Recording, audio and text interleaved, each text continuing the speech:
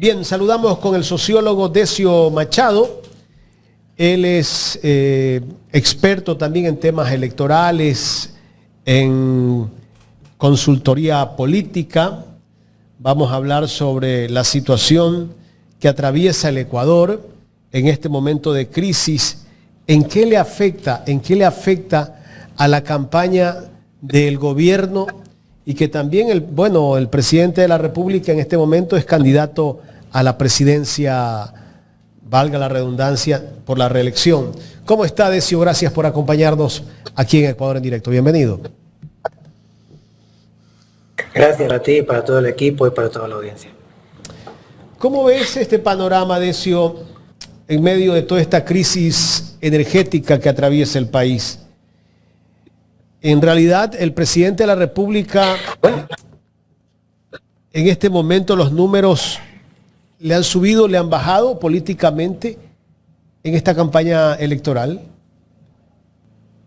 Bueno, yo creo que es evidente que le afecta y mucho, y es evidente que hay un tema, digamos, de roles a desarrollar por parte de la Presidencia de la República. En este momento, digamos, hay como cierta esquizofrenia en la Presidencia, diría yo, porque lo que se está combinando son dos situaciones. Una es la del Presidente de la República con su situación de candidato electoral y su intencionalidad personal de reelegirse, digamos, en contraposición con las lógicas de interés colectivo, común de la sociedad ecuatoriana. Me parece que hay cosas que están en conflicto y esto evidentemente genera afectaciones.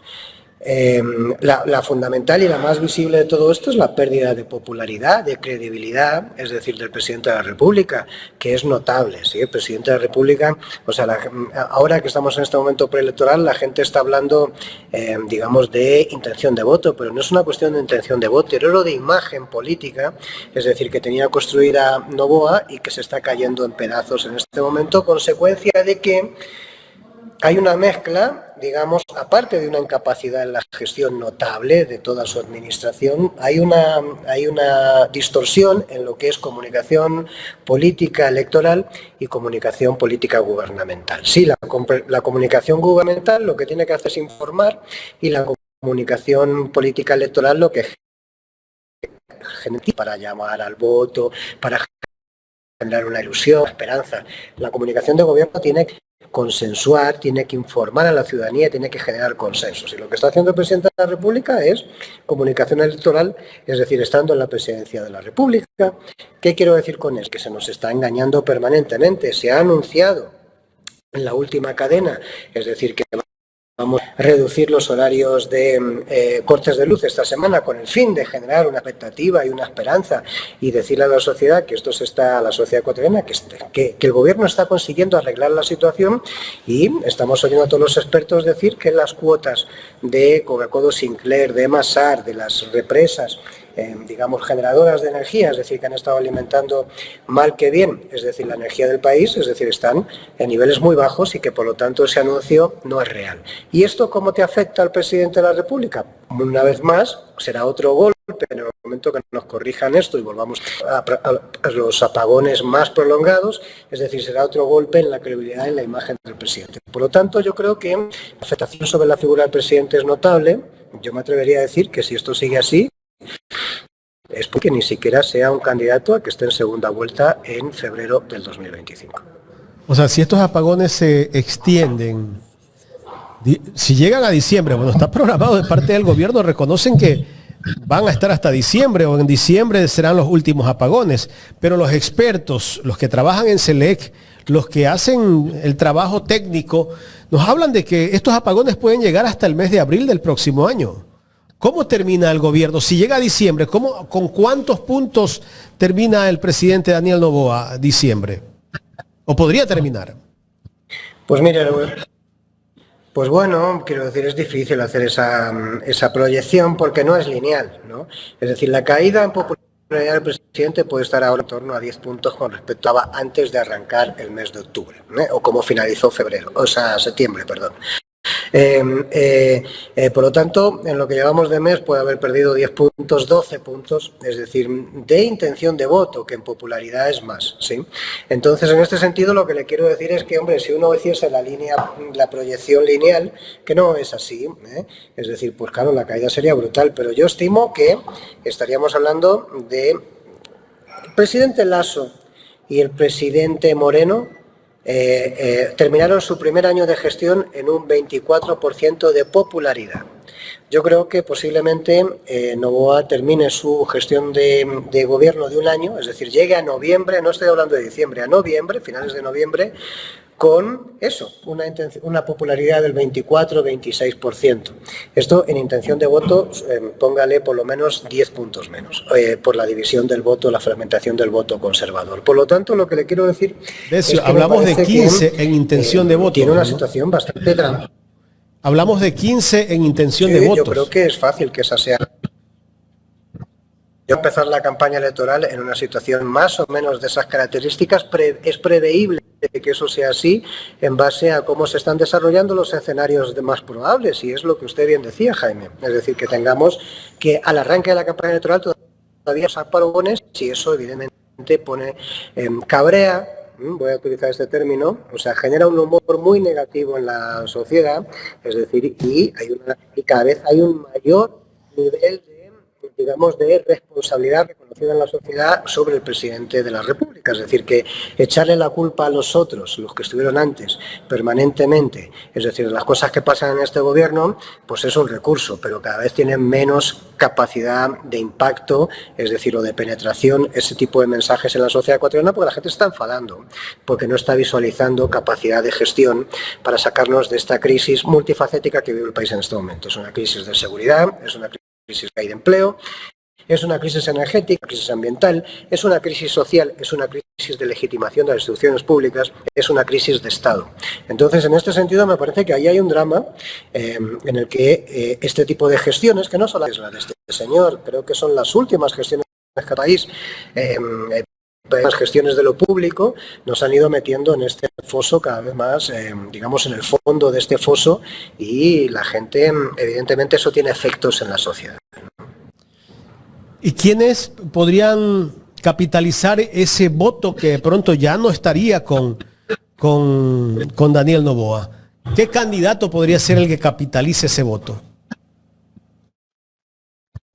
Bueno, lo que estamos viendo, se han ocurrido muchas encuestas, le voy a decir así, le voy a ser sincero, esas encuestas no están siendo públicas porque tienen propietarios, ¿no?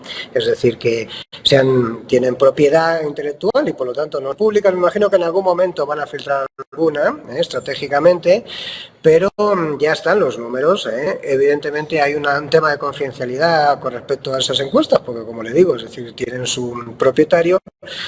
Pero lo que le quiero decir es que yo quería decirle que quienes están hay una capitalización de eso en los sectores conservadores, ¿sí? Es decir, esto rasca Pastiano, algo de esto rasca Cucalón, es decir, y fundamentalmente quien está rentabilizando esto es Topic, ¿no? Es la candidatura de Jan Topic. Ahora bien, me da la sensación también de que es posible que asistamos en lo que queda de mes, a cómo se desestima la candidatura cómo se ilegitima la candidatura de Jan Topic en estas elecciones, es decir, porque, digamos, existe, influencia de los sectores políticos en los organismos que teóricamente son autónomos e independientes del Ejecutivo y que tendrían que validar esto. Estoy hablando del Tribunal Contencioso Electoral en este caso, y del CNE, etcétera. Y yo creo que hay un interés conjunto en todo, ¿no? Inicialmente, porque una parte de esa capitalización le permitiría como aguantar y que no se lo lleve Topic. A su vez, otros candidatos como Cucalón o el propio Confe podrían también beneficiarse de una de esas características, y evidentemente el correísmo también, en la medida en que me parece que una segunda vuelta con Topic es más problemática para Luisa González que una segunda vuelta con Noboa, ¿no? Es decir, estoy haciendo esta hipótesis, o sea, Noboa se ha desgastado y Topic pues sigue siendo, digamos, un candidato que ha manejado el poder todavía puede construir, digamos, alegorías esperanzadoras en los sectores de la sociedad que simpatizan con esa candidatura. Por lo tanto, creo que se benefician todos los sectores conservadores que poco a poco van rascando eso, fundamentalmente Topic, y en el caso hipotético de que en noviembre ya no esté Topic en la papeleta, que eso es un escenario bastante factible, pues evidentemente se beneficiarán más otros candidatos como Cucalón. De hecho, yo me atrevería a decir que está habiendo un realineamiento de poderes fácticos, sectores empresariales, etcétera, en torno a la candidatura de Cucalón en base a cómo se va deteriorando la candidatura del presidente Noboa y este posible escenario de desaparición de Topic en el escenario electoral. El gran problema de Topic de Cucalón parece ser que no es tan carismático como lo era Villavicencio, no tiene esa entrada que llegaba, ¿no? El voto anti. Cucalón es un político de derecha que estuvo en el Partido Social Cristiano y la gente también lo va relacionando con el PSC. Sí, yo creo que el problema de Cucalón, bueno, fundamentalmente es, claro, y sobre todo creo que fundamentalmente es su asociación a la imagen de Guillermo Lasso, ¿no? El de gobierno de Guillermo Lasso, y eso es un ancla en el cuello brutal, es decir, para cualquier candidato, porque quiera o no Guillermo Lasso, quiero decir, es muy mala compañía. Si eso le sumas otra compañía más que tiene esa campaña electoral, que es Romo, que es María Paula Romo, pues evidentemente el hombre como que no se ha dotado de buenos amigos para correr esta campaña, ¿no? Pero bueno, el tema es que ahí está, ¿no? Es decir, es un candidato que tiene tablas, escenario, que conoce la política, que ha hecho la fontanería en la Asamblea Nacional, que tiene capacidad de generar empleos con sectores, digamos, de interés de la sociedad ecuatoriana, grupos empresariales, poderes fácticos, etcétera, y por lo tanto, bueno, yo entiendo que va a tener un crecimiento su candidatura. ¿Hasta dónde? Habrá que ver. Yo creo que efectivamente tiene un déficit en esta capacidad de carisma y sobre todo este asunto que le he dicho, que por donde ha empezado. Creo que está mal acompañado y eso le va a pesar, digamos, en el crecimiento, o sea, le va a actuar de forma negativa en esas expectativas de crecimiento de intención de voto. Sociólogo, muy buenos días. Carla Aro le saluda. En estos momentos de crisis que vive el país, y bueno, y no solo energética, ¿no? También tiene una terrible crisis de inseguridad económica, política y social. ¿Qué pasa con las organizaciones sociales? ¿Por qué no las escuchamos? ¿Qué pasa con los representantes de las diferentes cámaras? Bueno, yo creo que cuando tú tienes procesos de estas características de militarización social, porque esto es lo que tenemos, desde la declaración de guerra interna, lo que hemos tenido es una lógica de militarización social, hay cada vez más incidencia de los sectores militares en la toma de decisiones, en base a lógicas de seguridad, en base a lógicas de, digamos, combate a la delincuencia, etcétera, pero tú tienes cada vez mayor incidencia de un estamento como, digamos, el ejército, y es que eso es un estamento no necesario, o sea, no precisamente democrático, es una estructura jerárquica, piramidal, ¿no? Pues el problema es que tú tienes un déficit en la participación ciudadana y en las lógicas, digamos, de incidencia en los sectores sociales del tejido social organizado, en todos los sentidos. Esto es una regla de tres simple, es decir, pasa en todos los países latinoamericanos que sufren este tipo de procesos. Es decir, hay una pérdida de protagonismo en base a otras estructuras, digamos, son jerárquicas y que asumen mayor influencia en la sociedad. Y creo que lo que estamos viendo es eso.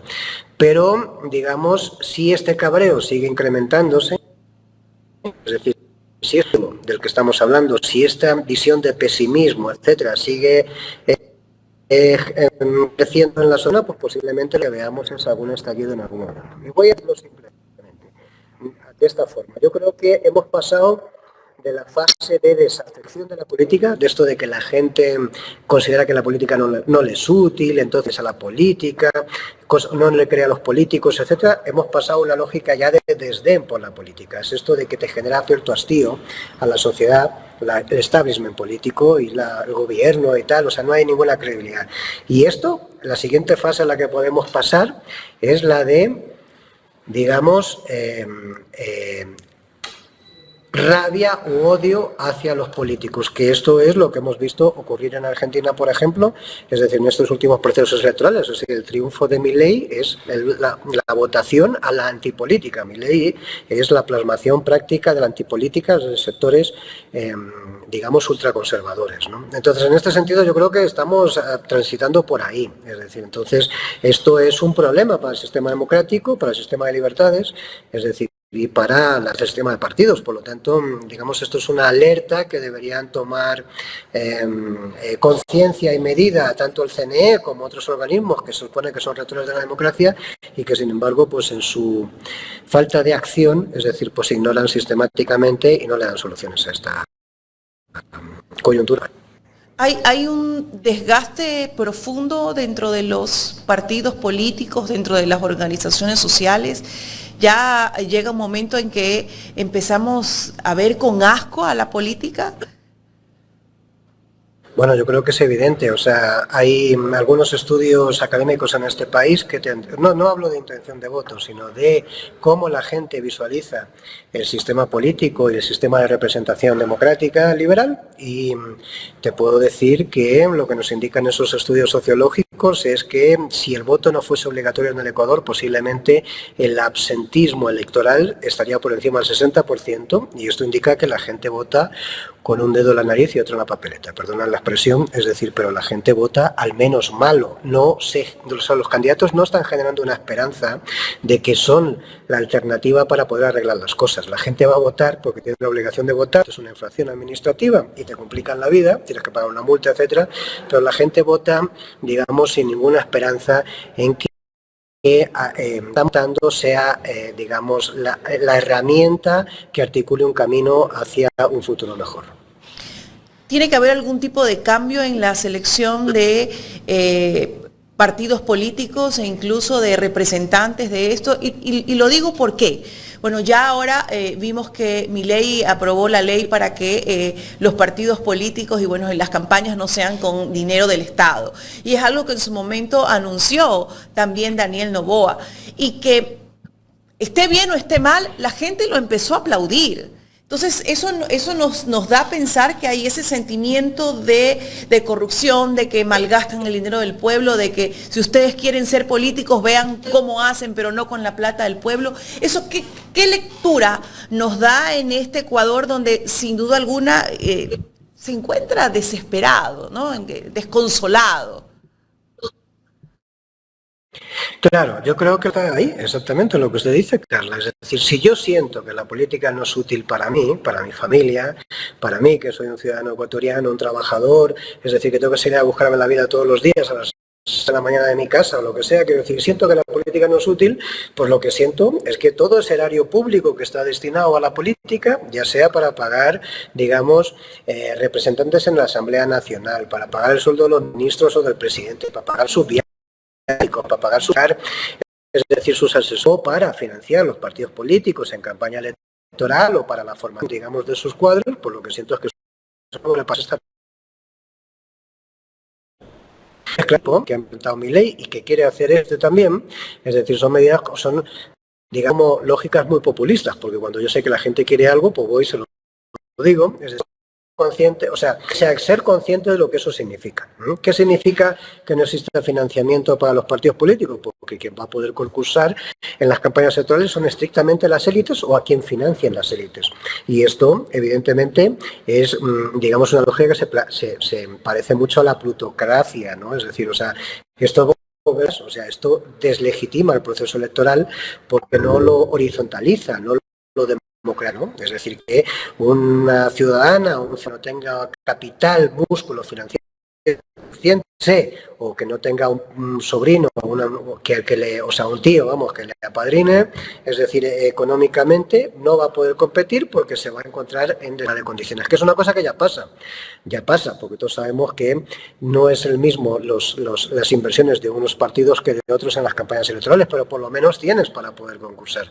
Lo que la medida de Milei, y ojalá no se aplique aquí, que ya ha anunciado su interés en eso, el presidente Noboa, es precisamente un atentado a las lógicas de horizontalidad democrática, o sea, de accesibilidad a la representación democrática. Pero ahí hago otra pregunta, ¿no? Y bueno, yo personalmente me declaro fan de usted y lo he seguido en muchas de sus entrevistas. Tener 17 candidatos en papeleta, más o menos, no sé si me equivoco, ¿es democracia? 16. ¿Es democracia realmente el tener esa parrilla tan grande?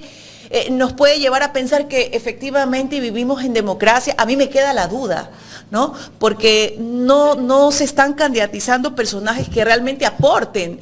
Entonces ahí me queda la duda. Pienso que también es conveniencia. Entonces, ¿cómo manejamos eso en este país? Sí, estoy de acuerdo contigo. Es decir, que no tiene que ver el número de candidatos con el sistema de representación, o con el acceso a la, o sea, con baremos de democraticidad, ¿no? Es decir, o sea, yo estoy de acuerdo. Precisamente esos 16 candidatos lo que demuestran es que hay una falla en el sistema de partidos. ¿Por qué? Porque ni representan proyectos políticos, la mayoría de ellos. Esos partidos carecen de ideología, son meras plataformas y tal, y gran parte de ellos ni siquiera tienen inscripción a esos partidos políticos, es decir, son meras plataformas en las cuales se suben candidatos que ni siquiera están identificados con los partidos, es decir, con la finalidad de poder, digamos, disputar la lógica democrática de las elecciones, ¿no? Entonces ahí hay un déficit importante. Pero una cosa es eso y otra cosa es lo que estamos hablando, porque lo que digo es, si no hay financiamiento a los partidos políticos ni financiamiento, digamos, para las campañas electorales, es decir, los que van a competir podrán seguir siendo 16, lo que pasa es que van a ser 16 no más de los que tienen dinero. ¿Me explico? Es decir, o sea, eso no acota el número de candidatos, acota de dónde vienen los candidatos, y esto significa que no habrá representaciones populares, clases medias que en un momento determinado, profesionales que quieran aspirar a esto, sino solamente millonarios. Y fíjese usted, no es casualidad que las dos candidaturas, digamos, conservadoras, que en este momento, es decir, se disputan, digamos, la hegemonía en el ámbito conservador, que es Noboa y Topic, sean precisamente dos familias oligárquicas que manejan económicos de este país, dos grupos económicos, o sea, dos holdings de corporaciones presentan esas familias. Mira qué casualidad. Ahí tiene. Imagínese 16 así, ¿no? Es decir, porque son los que pueden competir, porque solo tienen dinero ellos. Imagínese 16 así. O sea, pues creo que estamos, me vas a permitir la expresión, más jodidos todavía. Por supuesto, no nos dan más elección que elegir de derecha, derecha, derecha, ¿no? Y ahí escoges y eliges. Sociólogo, usted ha estado en diferentes medios de comunicación, incluso estos medios de comunicación de señal abierta. Y siempre se habla de la injerencia que tienen estos medios de comunicación en la actualidad. ¿Siguen teniendo la misma injerencia o medios como el de nosotros, alternativos, ya empiezan a tener un rol mucho más profundo y más presente ante pues las decisiones o las iniciativas ciudadanas? Bueno, yo creo que está demostradísimo, es decir, ya, digamos, científicamente, empíricamente, es decir, en las encuestas, en las investigaciones sociales que se han hecho al respecto, tiene que ver con esto que nosotros llamamos la sociología de la información o del periodismo, ¿no? Aquella disciplina de McCullan, ¿no? De hace mucho tiempo, es decir, que, bueno, algunos hemos seguido por ahí, te digo, o sea, que ha habido un cambio, digamos, en este sentido, ¿sí? Los grandes medios, los más media, es decir, los medios tradicionales, de alguna forma siguen teniendo un peso, ¿no?, en el ecosistema informativo, tal, mediático, comunicacional, pero es evidente que la aparición de espacios alternativos como este y otros muchos más, es decir, en el ecosistema digital, les hacen la competencia, e incluso la gente hoy se informa, digamos, en los ámbitos más en el ecosistema digital que en estos medios. Aún así, es decir, esto es siguen teniendo su peso, me explico. Un candidato que no aparezca en televisión, por muy buena campaña electoral, es decir, que pueda hacer en el ecosistema digital, tiene un déficit, ¿no? La televisión sigue siendo un espacio de reconocimiento, ¿sí?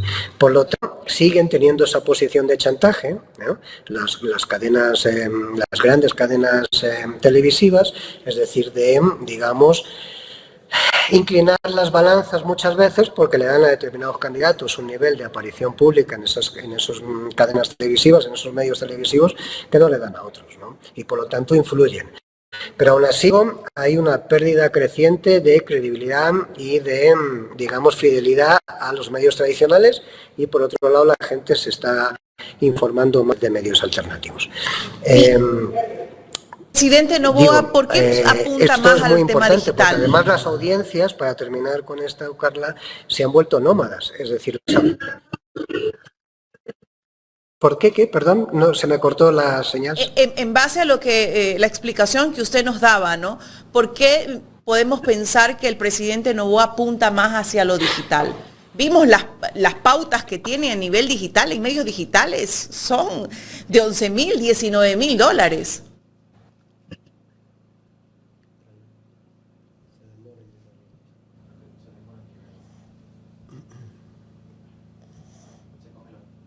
Se congeló.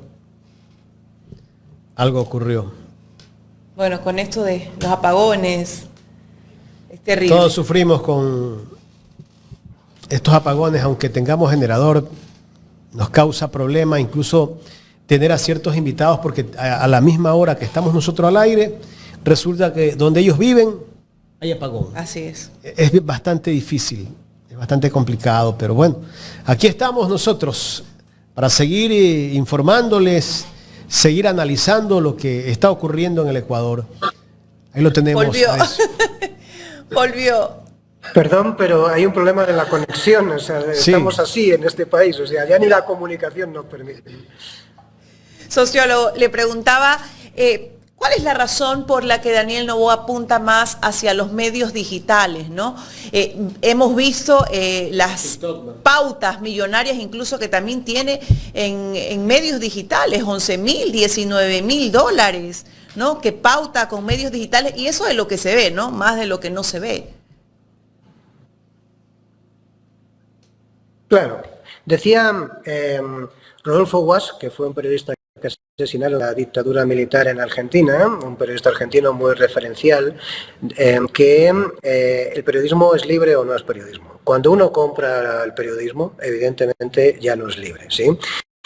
Y lo que tenemos es, digamos, una mercantilización de los medios. Esa mercantilización, entre otros mecanismos, se da a través de los pautajes, ¿no?, de quién puede dar o promocionar. Esto lo hacen las grandes corporaciones, ¿no?, que manejaban la información, o sea, accionistas de los grandes periódicos en el mundo del siglo XX, las compañías petroleras, los bancos, etcétera, que tienen acciones en los medios de opinión tradicionales, y ahora, es decir, además de que eso sigue existiendo, se hace a través del pago institucional. Y esto lo que está significando es, evidentemente, alineamiento, digamos, de los medios con candidaturas políticas determinadas, o de los periodistas con candidaturas. Eso es lo que está haciendo digamos, este gobierno actual. Lo hizo Lasso también, y es la compra, digamos, de un servicio público, porque hay que decir lo mismo, o sea, la información, el suministro de información a la ciudadanía es un servicio público, y por lo tanto, es decir, esto es privatizar el servicio público y ponerlo no al interés de la ciudadanía, sino al interés de estructuras que se benefician de esa realidad. La intención de este gobierno en materia, digamos, de pautaje, asesorías en materia de comunicación, etcétera, es brutal. La oficial y la que oficial. Ahí está la verdad de todo lo que está pasando con respecto a los medios. Decio, no sé si todavía estás conectado porque acá estás congelado. Bueno, ahí te veo nuevamente que ya te moviste. Ya en la recta final de esta entrevista, la campaña la vamos a ver con más intensidad en los próximos días, de a poco, porque ya en enero es la campaña oficial, ¿no? Estos problemas de energía, se congeló nuevamente. Bueno, me avisa cuando ya se descongele. Qué cosas, ¿no? Tenemos que estar así. Por la falla del tema del internet. Oiga, y este tema del internet, todos los días se nos va, y a la hora que hay apagones, nos quedamos sin internet y la factura llega igualita. A ti te está llegando igualita la factura todos los meses, me imagino. No hay descuento por la falta Está de llegando internet. más cara todavía. Sí, está saliendo más Está cara. llegando más cara todavía porque, verás, hay un problema con los contadores, que tenemos en el Ecuador. Y le voy a decir una cosa que no están contando los medios de comunicación. La gente que se ha comprado generadores o que está poniendo placas solares o cosas de esas características está computando, y eso es una parte de los incrementos de la factura de la planilla de electricidad, está computando durante el tiempo de activación del generador, el gasto del generador, como si estuviera recibiendo la energía eléctrica, es decir, durante ese periodo que está activado el generador. Esa es la explicación de por qué han subido las planillas. Es un problema del tipo de contadores que tenemos. Hay que sustituir los contadores de luz, es decir, por contadores bidireccionales, que son otro mecanismo que ahora mismo no tiene la ciudad de Quito u otros espacios, digamos, los contadores del territorio nacional. Ahí hay un problema, es decir, que no se lo están contando los expertos en energética, pero que esto es lo que está pasando, digamos, con quienes tienen la capacidad de generar, digamos, de comprarse mecanismos de generación alternativa, están pagando 2 veces, digamos, de eso en la planilla, es decir, sin darse cuenta de eso. Decio, ya en la recta final de esta entrevista, el principal problema ahorita es el tema de la crisis energética. La seguridad pasó a un segundo plano, ¿verdad? Aunque lo económico debe estar por el tercer plano. No sé si me escucha. ¿Me escucha? Le escuché malamente, pero voy a intentar contestarle. Sí, le escuché mal porque se me entrecorta, pero digo... El tema de la crisis y la seguridad o la inseguridad que vivimos. O sea, yo creo que la crisis que tenemos es una crisis, como le decía, multifacética. Entonces hay momentos en que asume más protagonismo una parte que otra, ¿sí? Ahora mismo, claro, la seguridad es lo que la gente, la crisis energética es lo que la gente está sintiendo, porque nos están quitando la luz 10 horas al día, 8 horas al día, depende del momento. Y vamos a ver cómo viene la cosa estos próximos días. Pero eso la gente, claro, lo percibe de forma diaria. Hasta que llegaron los apagones era la seguridad.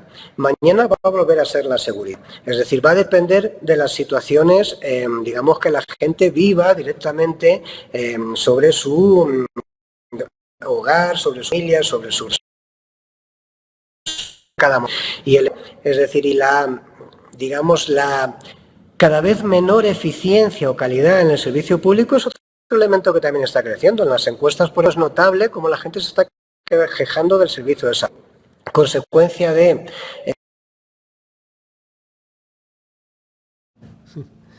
Se nos cae la señal. Bueno, creo que para despedirnos, si es que se conecta nuevamente con Decio Machado, me parece que es un excelente analista. Yo creo que es importante tener el criterio de personas como Decio y otros analistas que siempre nos acompañan aquí en Ecuador en Directo. Ojalá podamos volver a tener otra entrevista donde y fluida, ¿no? Y tengamos mucha más fluidez. Pero en todo caso nos ha dicho cosas bastante interesantes, ¿no? Y que bueno, pues, y nos ponen un poco a pensar.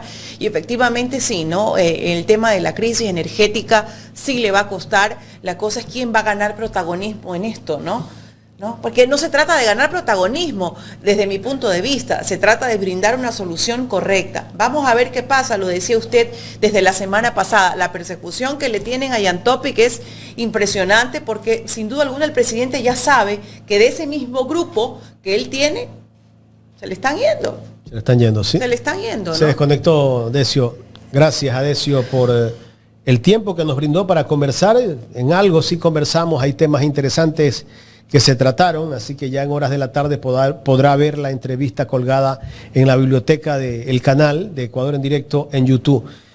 Gracias a toda la audiencia que nos está acompañando. No se olviden de poner los likes. Quienes están todavía conectados, pongan los likes. Decio, ya en la recta final te decía, estabas respondiéndonos la pregunta que te hicimos anteriormente. No sé si puedas concluirla.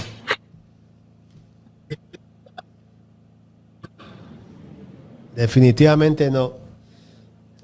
El problema es la conexión, fruto de los apagones.